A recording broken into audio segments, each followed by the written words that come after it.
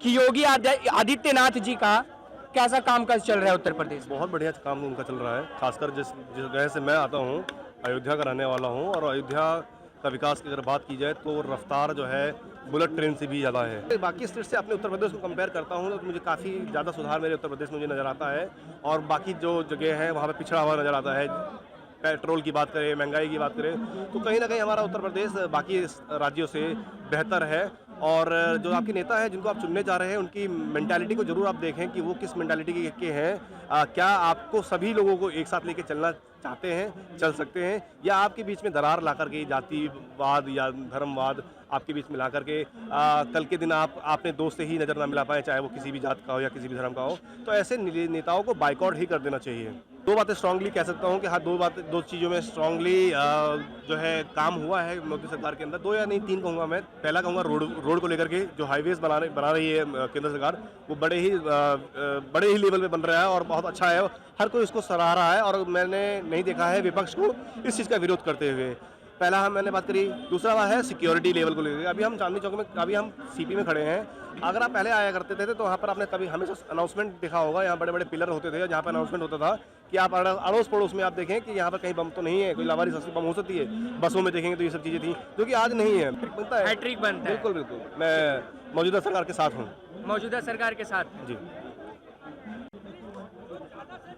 नमस्कार, मैं हूं आपके साथ विकास कुमार। आप देखना शुरू कर चुके हैं द लोकसभा। देश में अभी चुनाव का माहौल है। अभी दो राज्यों में चुनाव हुआ। एक राज्य में 25 तारीख को चुनाव होना है, राजस्थान में, जहां के मुख्यमंत्री फिलहाल अशोक गहलोत जी हैं। वहां पर अभी जो कांग्रेस की पार्टी है, वहां बहुत सारे चीजों को फीड करने की कोशिश की जा रही है जनता को कि हम जातिगत जनगणना करवा देंगे। राहुल गांधी बहुत बड़े भाषण भी वहां पर दे रहे हैं। एक उनका वीडियो क्लिप बहुत वायरल भी हो रहा है, भारत माता कौन है। ये वीडियो क्लिप काफी ज्यादा वायरल चल रहा है, और कह भी रहे थे राहुल गांधी भाषण में कि मोदी जी 24 घंटा जो काम करते हैं वो 24 घंटा काम अडानी के लिए करते हैं। और एक तरफ से मोदी जी भी पलटवार करके कांग्रेस के ऊपर उन्होंने ठप्पा लगा दिया कि वहां सिर्फ मारकाट होता है और जश्न मनाया जाता है कांग्रेस की सरकार में।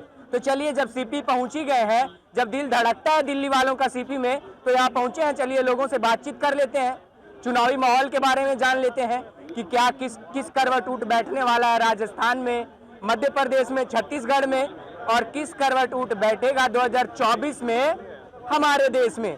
किसकी सरकार बनेगी? क्या भारतीय जनता पार्टी सरकार बनेगा? चलिए लोगों से बात करके इसकी जानकारी प्राप्त करने की कोशिश करते हैं। क्या नाम हुआ सर आपका? जी, मेरा नाम दुर्गेश है। दुर्गेश नाम हुआ। जी। कहाँ के रहने वाले हैं? उत्तर प्रदेश। उत्तर प्रदेश। जी। उत्तर प्रदेश के रहने वाले हैं, तो पहला सवाल मेरा यही होगा कि योगी आदित्यनाथ जी का कैसा कामकाज चल रहा है उत्तर प्रदेश? बहुत बढ़िया काम उनका चल रहा है। खासकर जिस जगह से मैं आता हूँ, अयोध्या का रहने वाला हूँ, और अयोध्या का विकास की अगर बात की जाए तो रफ्तार जो है बुलेट ट्रेन से भी ज़्यादा है। क्योंकि अगर आप अखिलेश जी के ज़माने में वहाँ कभी जाया करते थे तो वहाँ देखते थे वहाँ किसी भी प्रकार का कोई काम वहाँ नहीं होता था, और अभी जो है काफ़ी स्पीड से वहाँ पे काम चल रहा है। और जो लोग ये कहते थे कि मंदिर बनने से अच्छा है कि वहाँ पर विद्यालय खुल जाए या कुछ और खुल जाए, की सलाह दिया करते थे, उन लोगों को भी एक चीज़ बोलना चाहूँगा कि अगर वो कभी वहाँ जाएँ, वहाँ पर देखेंगे वहाँ पर जो है सैकड़ों तादादों में जो है जॉब इस वक्त क्रिएट हो रहा है वहाँ पर।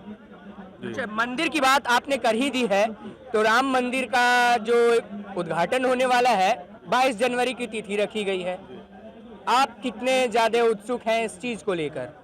बहुत ज़्यादा उत्सुक हूँ, और मैं ही नहीं, देश के सभी हिंदू जो लोग हैं, हिंदू जन जो हैं, वो उत्साहित हैं, और वो उम्मीद है कि सभी लोग वहाँ पर उपलब्ध रहेंगे जब मंदिर का उद्घाटन होगा। मैं भी वहाँ पर एक हफ्ते की छुट्टी लेकर के, मैंने पहले ही छुट्टी के लिए अप्लाई किया हुआ, और मैं एक हफ्ते वहीं पर रहूँगा ताकि मैं भगवान की सेवा कर सकूँ। चलिए, ये हो गई मंदिर की बात। अब थोड़ा देश में आ जाते हैं। अभी दो राज्यों में चुनाव हुआ। एक राज्य में 25 तारीख को चुनाव होना है। राहुल गांधी का भाषण, भारत माता कौन थी, कौन है भारत माता, आपके पास इसका कोई जवाब है? भारत माता, अगर ये चीज़ें उन्होंने अपने दादी जी की कुछ फुटेज को देखा होता ना, तो शायद मुझे जवाब देने की ज़रूरत नहीं थी, उनको जवाब उनकी दादी जी ही दे दिया करती। जो उनका कहना था कि आप हर एक चीज़ को क्रिटिसाइज़ कर लीजिए, किंतु भारत माता को नहीं। भारत माता के ऊपर इस तरह का प्रश्न चिन्ह लगाना, यही तो दुर्भाग्य है हमारे मौजूदा देश की जो राजनीति है, देश को आगे बढ़ाने के विषय में कोई भी बात नहीं कर रहा है। अगर भारत माता की जय बोलने से जो मेजोरिटी में लोग हैं उनको अगर किसी प्रकार की कोई समस्या नहीं है, तो आप जब उनका वोट लेने के लिए जाते हैं तो इस विषय में बात करके कहीं ना कहीं आप अपना वोट बैंक ही खराब करते हैं। एक पक्ष को आप खुश कर करके अब जो बहुसंख्यक समाज है जो भारत माता की जय गर्व से कहता है, चुनिंदा लोग ही हैं, ऐसे 2-4% ऐसे लोग होंगे जो भारत माता की जय बोलने में संकोच करते होंगे। अन्यथा ऐसा भारत का वासी कोई भी ऐसा नहीं होगा जो भारत माता की जय बोलने में संकोच करता होगा, शर्माता होगा या अन्य विषय इस पे बन सकते हैं। चलिए, अभी जो चुनाव होना है राज्यों में, क्या लगता है वहाँ भारतीय जनता पार्टी की सरकार बन पाएगी या फिर राजस्थान में? देखिए, मेरा तो मानना यही रहेगा, क्योंकि मैं उत्तर प्रदेश का रहने वाला हूँ, मुझे राजस्थान के बारे में विषय में ज़्यादा पता नहीं है, लेकिन जिस तरह की अभी राजनीतिक उथल पुथल, हाँ, मैं वही बता रहा हूँ कि जिस तरह की जब राष्ट्रीय पद पे और खासकर आप भावी प्रधानमंत्री के उम्मीदवार भी हैं, जो कि इस तरह की बातें अगर आप करते हैं तो कहीं ना कहीं आपका मेंटालिटी पता लगती है कि आप देश को किस दिशा में लेके जाएंगे, राइट। तो ये चीज़ें जब राजस्थान की जनता जब वहाँ पर वोट देने जाए तो इस विषय में उनको सोचना चाहिए। जातीय संगमीकरण की भी बात वो करते हैं, जातीय जनगणना की भी वो बात करते हैं, तो इस विषय में सोचना जरूरी है कि अगर गहलोत जी के अलावा मैं तो कहूँगा कि जो वहाँ पर दलित समाज का बंदा हो या और पिछड़ा हो, और मैं ये नहीं बोलूँगा कि जाति बेस से नहीं, मैं बोलूँगा आर्थिक बेस से जो दलित समाज का बंदा हो उसको सीएम उम्मीदवार बनाए और जनता वोट देगी। मुझे लगता है वोट देगी, क्योंकि जो गरीब घर में चुनावी रोटियां खाने जाता है ना, उसको गरीबी नहीं पता कि वो गरीबी कैसी है।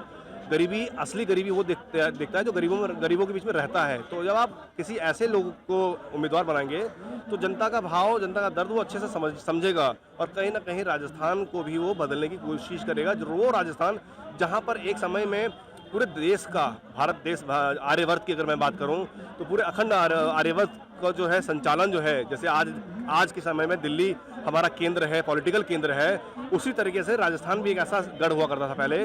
राजस्थान मतलब ये होगा कि सारे राजाओं का स्थान वहाँ हुआ करता था, जहाँ से वो पूरे भारत को, पूरे आर्यवर्त को वो ऑपरेट किया करते थे। वो राजस्थान है और राजस्थान की छवि कहीं ना कहीं धूमिल हो गई है। वहाँ की जो चाहे मैं वसुंधरा जी की बात करूँ, चाहे मैं वो मौजूदा सरकार है गहलोत जी की, दोनों ही जो है ऐसे नहीं है।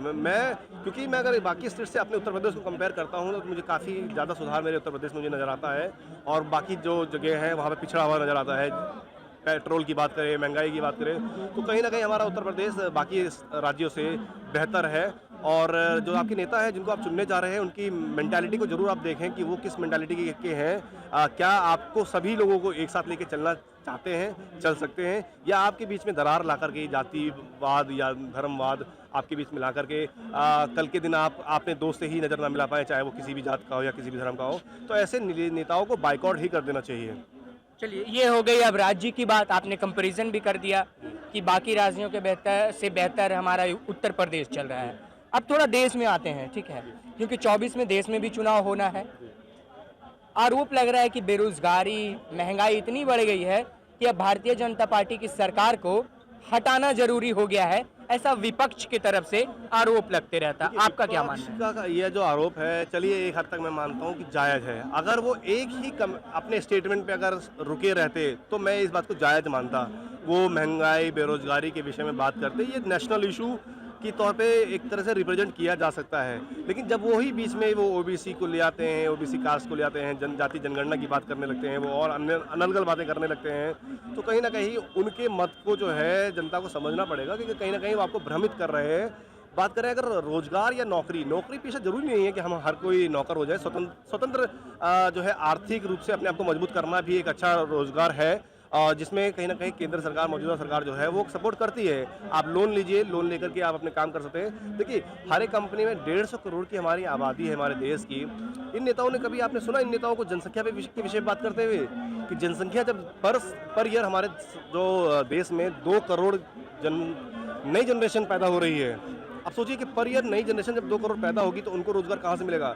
उनको इस विषय में बात करना चाहिए कि वो लोगों के बीच में जब जाएं, सारी बातें करिए, आप चलिए, आप आग लगा रहे हैं लगाइए, लेकिन साथ में साथ कुछ ऐसे मैसेजेस भी दीजिए जो हमारे समाज का कल्याण कर सके। जहाँ तक मैं बात कर रहा हूँ जनसंख्या की, मैं बात कर रहा हूँ पॉल्यूशन की, ये सारी चीज़ें एक दूसरे से टच में रहती हैं। आप कहाँ लेके जाएंगे आने वाले समय को? 10 साल बाद के आप 300 करोड़ की आबादी बनाना चाहते हैं इस देश को? अब इस ऐसे विषयों पे बात करना बहुत ज़रूरी है और देश की डिमांड है कि आने वाले टाइम में जनसंख्या नियंत्रण कानून का बिल भी पास हो और ये इम्प्लीमेंट हो हर किसी के लिए। कोई ये बोल देता है कि बच्चे जो है वो अल्लाह की देन है या ऊपर वाले की देन है या भगवान की देन है, इस तरह की मूर्खता जो है कहीं ना कहीं आपके हिस्से की रोटी भी वो मार रहा है जो इस तरह की बातें करता है।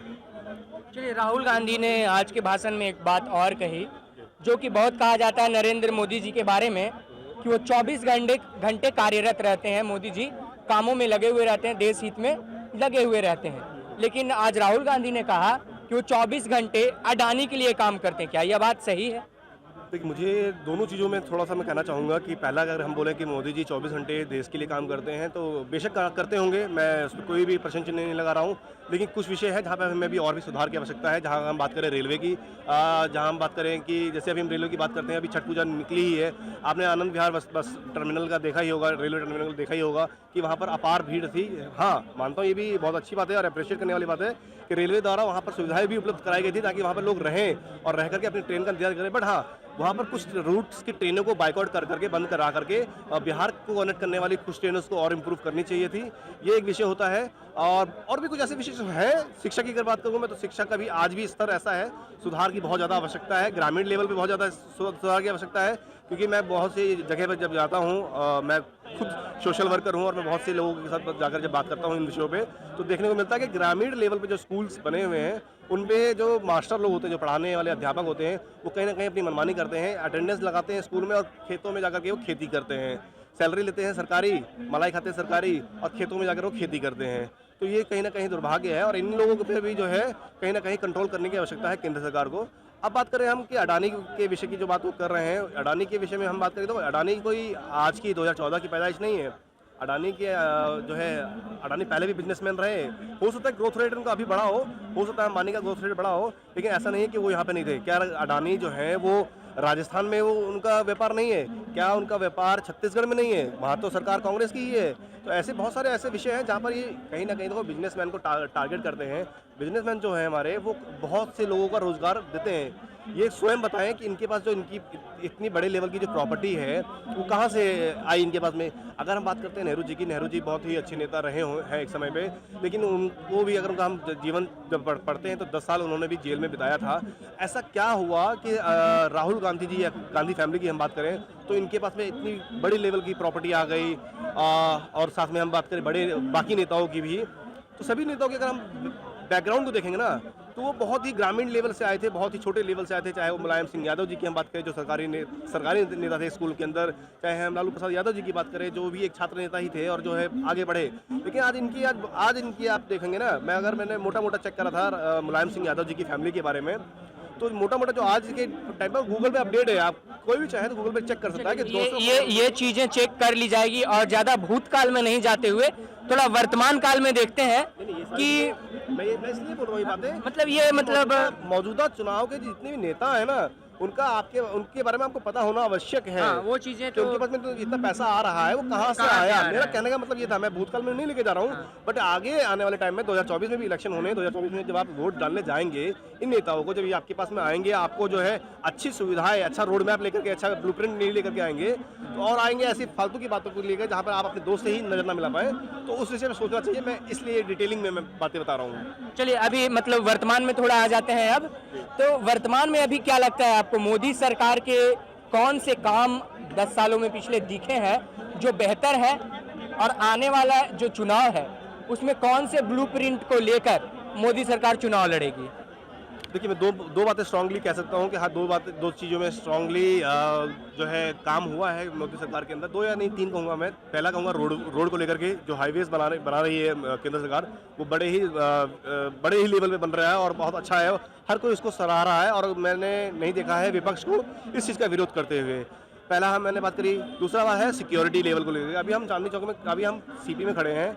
अगर आप पहले आया करते थे तो वहाँ पर आपने कभी हमेशा अनाउंसमेंट देखा होगा, यहाँ बड़े बड़े पिलर होते थे जहाँ पर अनाउंसमेंट होता था कि आप अड़ोस पड़ोस में आप देखें कि यहाँ पर कहीं बम तो नहीं है, कोई लावारिस असली बम हो सकती है। बसों में देखेंगे तो ये सब चीज़ें थी जो कि आज नहीं है। पहला ये हुआ। दूसरा ये मैंने आपको बताया सिक्योरिटी के बारे में। और तीसरा भी एक विषय है जो मेरे माइंड से फिलहाल अभी स्किप हो गया है, तो मैं बताऊँगा उसके बारे में। क्या लगता है, मतलब 2024 में मोदी जी की वापसी देश में हो रही है, हैट्रिक लगेगा या फिर इंडिया अलायंस की सरकार बनेगी? देखिए, मैं तो यही चाहूँगा कि हाँ, मौजूदा सरकार अच्छा काम कर रही है। कुछ चीज़ें हैं जो जिस पे इम्प्रूवमेंट की ज़रूरत है, जैसे कि मैंने बताया, वो एजुकेशन लेवल में थोड़ा इम्प्रूवमेंट की ज़रूरत है। मेडिकल सिस्टम पे भी थोड़ा बहुत ऑलरेडी काम कर रहा है, लेकिन और अच्छी इम्प्रूवमेंट की ज़रूरत है।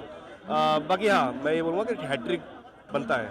हैट्रिक बनता है। जी, आपका पक्ष क्या है? मेरा पक्ष हैट्रिक बनता है। हैट्रिक बनता है। बिल्कुल, बिल्कुल। मैं मौजूदा सरकार के साथ हूँ। मौजूदा सरकार के साथ हैं। जी।